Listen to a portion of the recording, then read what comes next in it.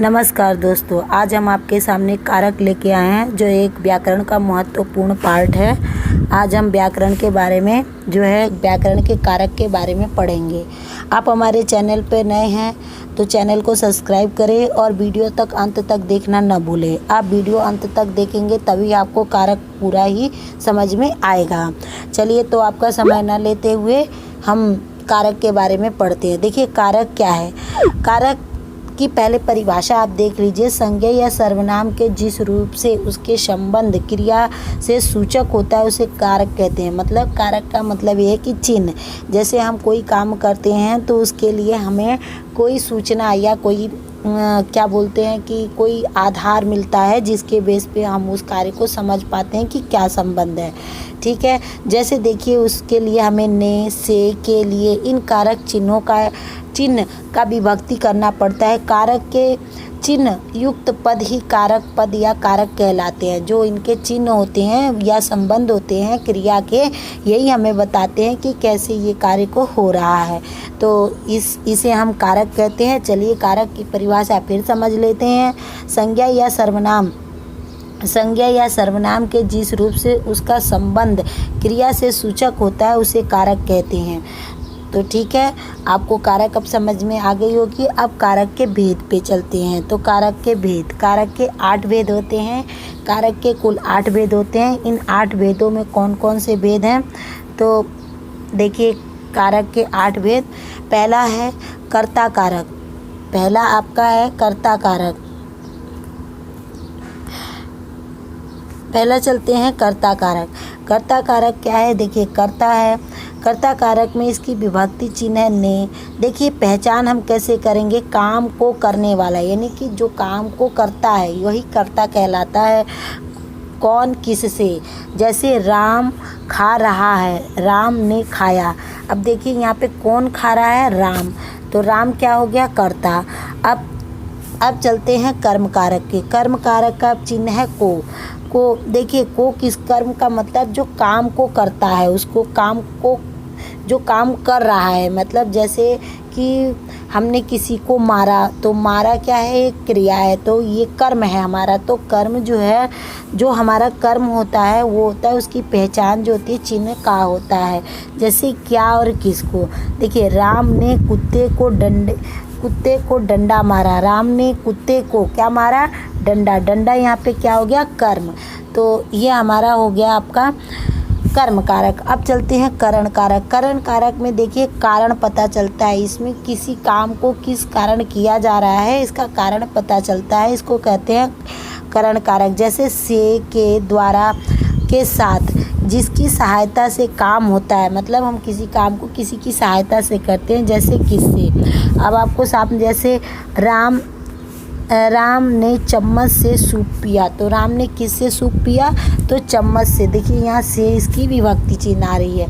अब अगला चलते हैं संपादान कारक। संपादान कारक की जो है चिन्ह है के लिए। के लिए में देखिए इसकी पहचान क्या होती है, जिसके लिए काम हो। मतलब जिसके लिए काम होता है वो होता है संपादान कारक। जैसे किसके लिए, मामा जी ने मेरे लिए किताब लाए।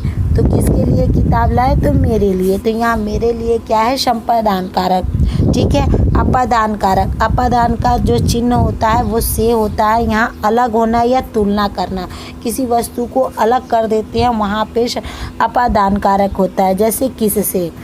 अब देखिए मैं घर से भागा। मैं कहाँ से भागा, तो मैं घर से भागा। मतलब अलग हो गया, घर से अलग हो गया। अब नेक्स्ट चलते हैं। देखिए अगला इसी में दिया हुआ है कि रेखा से माधुरी अधिक अच्छी अभिनय करती है। तो रेखा से मतलब अलग अलग, रेखा अलग है, माधुरी अलग है। ठीक है। तो ये से जो एक दूसरे को अलग करता है या तुलना कर रहा हो, तो यहाँ पे क्या होता है, अपादान कारक हो जाता है। संबंध कारक। देखिए का, के, की, रा, रे, री, जिसका एक दूसरे में संबंध हो। जैसे राम की किताब मेरा घर। मतलब मेरा घर मतलब घर का और मेरा क्या है, संबंध है। और राम की किताब, राम का किससे संबंध है, किताब से। तो यहाँ पे हो जाएगा संबंध कारक। अधिकरण कारक में पर। देखिए ये एक आधार होता है। इसमें इसके पहचान के लिए प्रश्न बनते हैं, किस में किस किसे पर, जैसे किताब मेज़ पर रखी हुई है, तो किताब किस पर रखी हुई है, तो मेज़ पर। ठीक है, किताब अलमारी में है, तो अलमारी में पर, मतलब किसी के साथ इसका क्या हो रहा है, उसमें आधार है, उसका आधार बनाया जा रहा है। संबंध कारक, संबोधन कारक, देखिए अब संबोधन कारक में किसी को हम, मतलब संबोधन कारक का चिन्ह होता है हे, अरे, भौ आदि, ऐसे शाबाश, ये सब जो होते हैं संबोधन कारक होते हैं जिसके लिए कहा जाए। जैसे राम इधर आओ, तो इधर देखिए राम, राम एक मतलब नाम है, ये संज्ञा का है, तो राम क्या है, राम को हम बुला रहे हैं तो एक संबोधन है, उसका नाम है, तो राम इधर आओ, तो ये संबोधन कारक हो जाएगा। हे भगवान, हे भगवान, देखिए यहाँ पे एक चीज़ और बता देती हूँ मैं, आप संबोधन कारक में एक चीज़ आ गई, ये संबंध चिन्ह आपको, संबोधन चिन्ह आपको मिलते हैं लगभग। ठीक है, जैसे शाबाश तुमने क्या काम किया, शाबाश के बाद आप ऐसा संबोधन चिन्ह देखेंगे। नेक्स्ट चलते हैं आपको, अब हम विस्तार पूर्वक पढ़ेंगे कर्ता कारक के बारे में। चलिए कर्ता कारक के बारे में हम पढ़ते हैं। हमने पढ़ा अभी तक कि क्रिया कारक के 8 वेद होते हैं। हमने अभी तक यही पढ़ा कि कारक के 8 वेद होते हैं। 8 वेदों का नाम कर्ता कारक, कर्म कारक, करण कारक, संपादान कारक, अपादान कारक, संबंध कारक, अधिकरण कारक और संबोधन कारक। तो चलिए अब हम कर्ता कारक के बारे में पढ़ते हैं। क्रिया को जानने वाला कर्ता कहा जाता है, मतलब क्रिया को करने वाला, जो क्रिया के कार्य को कर रहा है, काम को कर रहा है, उसको क्या कहते हैं, कर्ता कारक कहते हैं। जैसे लड़के जागते हैं, तो कौन जाग रहा है यहाँ, लड़के, तो लड़के यहाँ पे क्या हो गया, कर्ता हो गया। ठीक है, उनको जाना चाहिए, उनको यहाँ पे क्या हो जाएगा, कर्ता। ठीक है, उनको मतलब उनको जो जा रहा है उसके लिए कहा जा रहा है, तो जो जा रहा है वो क्या हो जाएगा, कर्ता हो जाएगा। अब क्या है यहाँ पे, मोहन को आज घर पर रहना है, तो किसको घर पे रहना है, तो मोहन को। ये तो आपका क्या हो गया, मोहन करता है, मतलब कार्य को करने वाला, जो काम को करता है उसको क्या कहा जाता है, कर्ता कारक। इसके बाद है अब कर्म कारक। कर्म कारक पे आप चलते हैं। कर्म कारक में देखिए जहाँ पे दिया है कि वाक्य में क्रिया का फल प्राप्त करने वाला या उससे प्रभावित होने वाला कर्म कारक कहलाता है। जैसे लड़के विद्यालय जाते हैं। अब देखिए यहाँ पे कर्ता नहीं, यहाँ पे कर्म, मतलब काम की प्रधानता दी जा रही है। तो कर्म क्या है, लड़के, लड़के तो क्या हो गया, कर्ता हो गया, और विद्यालय क्या हो गया, एक नाम हो गया, जाते क्या हो गया, इनका कर्म हो गया। तो कर्म क्या है, इनका क्या है, कर्म कारक है, कर्म जाते हुआ। तो यहाँ पे कर्म का ज़्यादा प्रभाव पड़ रहा है, तो यहाँ पे कौन सा क्रिया हो जाएगा, कर्म कारक क्रिया। अब देखिए उसने चिड़िया को देखी, उसने क्या हो गया, कर्ता हो गया, चिड़िया संज्ञा, और देखी इनका क्या हो गया, कर्म हो गया। सिपाही ने चोर को पीटा, पीटा यहाँ पे क्या हो गया, कर्म हो गया, कर्म कर रहा है वो, मतलब पिट रहा है। तो नेक्स्ट देखिए अगला है करण कारक। देखिए करण कारक में क्या होता है, मैंने आपको पहले भी बताया कि जिससे कोई काम को करने के लिए एक साधन हो, जिसके कारण काम को किया जाए। जैसे देखिए परिभाषा में दिया हुआ है, जिस साधन से कार्य किया जाता है उसे करण कारक कहते हैं। जैसे दीपक यहाँ पे ने होगा, दीपक ने कुत्ते को डंडे से पीटा। दीपक ने किससे डंडे को पीटा, दीपक ने कुत्ते को किससे पीटा, तो डंडे से। यहाँ पे डंडे से जो हो जाएगा ये आपका हो जाएगा, ये आपका होगा, यहाँ नहीं होगा, ने दीपक ने कुत्ते को डंडे से पीटा, तो डंडे से क्या हो जाएगा, करण कारक हो जाएगा। मेरी बात ध्यान से सुनिए, तो किससे सुनिए, तो ध्यान से जो हो जाएगा, जिसके द्वारा हो रहा है कार्य, साधन है वो ध्यान से है।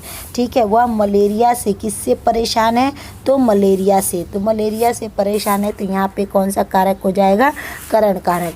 अगला चलते हैं, आप देखिए है, अगला है संपादान कारक।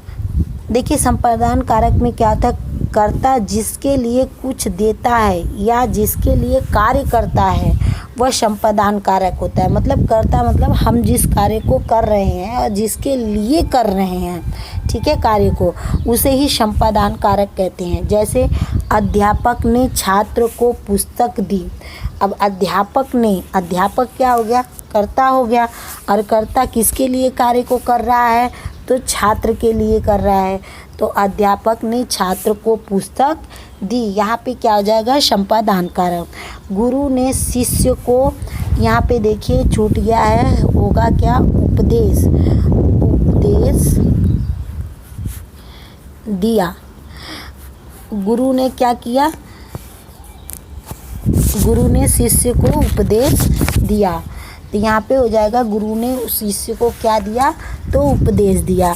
तो यहाँ पे गुरु क्या हो जाएगा, कर्ता, और कार्य किसके लिए हो रहा है, तो शिष्य के लिए। तो इसीलिए यहाँ पे कौन सा हो जाएगा, संप्रदान कारक। नेक्स्ट चलते हैं, नेक्स्ट है अपादान कारक। देखिए थोड़ा सा ये चला गया है ऊपर, यहाँ पे है अपादान कारक। अपादान कारक में किसी वस्तु का दूसरी वस्तु से अलग होने का भाव प्रकट हो, मतलब एक वस्तु से दूसरी वस्तु अलग हो जाए या तुलना की स्थिति का बोध हो, वहाँ पे अपादान कारक होता है। जैसे गिलास से शरबत गिर गया, तो किससे शरबत गिर गया, गिलास से, यानी कि अलग हो गया गिलास से, तो ये क्या हो जाएगा, अपादान कारक। वह गांव से चला गया, तो गांव से वह क्या हो गया, कर्ता हो गया। कर्ता किससे अलग हो गया, गांव से। तो यहाँ पे जब अलग होने का बोध हो तो यहाँ पे हो जाता है अपादान कारक। राकेश इलाहाबाद से गया, तो राकेश क्या है, कहाँ से चला गया, कहाँ से अलग हो गया, तो इलाहाबाद से। तो यहाँ पे क्या हो जाए, जहाँ अलग होने की बात हो वहाँ पे संपादान कारक होता है। अब अगला चलते हैं नेक्स्ट, संबंध कारक। तो संबंध कारक को देखेंगे। संबंध कारक में देखिए, संबंध कारक दिया हुआ है, संज्ञा या सर्वनाम के जिस रूप से वस्तु और व्यक्तियों में संबंध का बोध हो उसे संबंध कारक कहते हैं। जैसे उसके लड़के बड़े शरारती हैं। देखिए यहाँ पे संबंध बताया जा रहा है, उसके लड़के, मतलब लड़के क्या हैं, शरारती हैं, उसके लड़के शरारत है, इनमें संबंध है, उनके में शरारत का क्या हो रहा है, संबंध हो रहा है। तो उसके लड़के बड़े शरारती हैं। हमारा काम हो गया, तो हमारा किससे संबंध है, काम से। तो काम हमारा संबंध है, तो हमारा काम इसमें संबंध कारक होता है। और इसकी पहचान का, के, की ये होती है, ठीक। और पहचान के बिना भी देखिए इनका संबंध होना बहुत, मतलब वाक्य के ऊपर निर्भर करता है। उसकी दुकान में 4 नौकर हैं, तो किसकी दुकान में, तो उसकी दुकान में, तो उसकी का किससे संबंध है, दुकान से। तो 4 नौकर लगे हैं। तो यहाँ पे जब एक दूसरे से संबंध हो, मतलब रिलेशन हो, तो वहाँ पे हो जाता है संबंध कारक। अब हम अगले पर चलते हैं, अधिकरण कारक। देखिए अधिकरण कारक में क्या होता है, संज्ञा या सर्वनाम के जिस रूप के द्वारा क्रिया के आधार या स्थान का बोध हो उसे अधिकरण कारक कहते हैं। जैसे तुम्हारे घर में 10 लोग हैं, तो हमारे घर में कितने लोग हैं, 10 लोग हैं। तो यहाँ पे क्या होता है कि क्रिया का आधार, मतलब आधार क्या, हमारे घर में 10 लोग हैं। मेज पर, मतलब किससे संबंधित है, मेज पर, मतलब किसी का आधार है। आधार यहाँ पे क्या है, किताब का आधार क्या है, मेज है। तो मेज से मतलब क्या है, इसका आधार हो गया मेज, मेज पे किताब रखी है। बंदर पेड़ पर बैठा है, तो बंदर का कहाँ पे बैठा है, इसका आधार क्या है, पेड़। तो पेड़ पर बैठा है, जहाँ पे आधार हो और क्रिया उसमें जुटी हो वहाँ पे होता है अधिकरण कारक। अब हम नेक्स्ट चलते हैं, नेक्स्ट है संबोधन कारक। संबोधन कारक में देखिए संध्या के यहाँ पे संज्ञा होगा, संध्या लिखा हुआ है, ये है संज्ञा। संज्ञा के जिस रूप से पुकारने पर संकेत होने का बोध हो संबोधन कारक कहते हैं। जैसे भैया जरा मेरी भी बात सुनो, तो भैया के बाद देखिए ये कॉमा आ गया या ऐसे आ जाए तो आपका यहाँ पे क्या हो जाता है कि संबोधन हो जाता है, मतलब हम किसी को बुलाते हैं। जैसे देखिए बच्चों के बाद ये संबोधन चिन्ह आया है, तो ये क्या हुआ, हम किसी को संबोधित कर रहे हैं। तो संबोधित करना मतलब किसी को पुकारना, किसी को बुलाना, शाबाशी देना, जैसे शाबाश तुमने बहुत अच्छा काम किया। तो ये सब क्या होते हैं, संबोधन कारक होते हैं। तो आपको हमने आज ऑटो कारक के बारे में पढ़ा दिया और विस्तार पूर्वक पढ़ाया। आपको हमारी वीडियो अच्छी लगे तो लाइक ज़रूर करिए, अपने दोस्तों के साथ शेयर करिए, और जो हमारे चैनल पर नए जुड़े हैं वो सब्सक्राइब करना ना भूलें। और आप सभी लोग हमारे जो है वीडियो को ज़्यादा से ज़्यादा शेयर करें। आज के लिए इतनी ही, हम नेक्स्ट अगली वीडियो में आपसे मिलेंगे। तब तक के लिए धन्यवाद।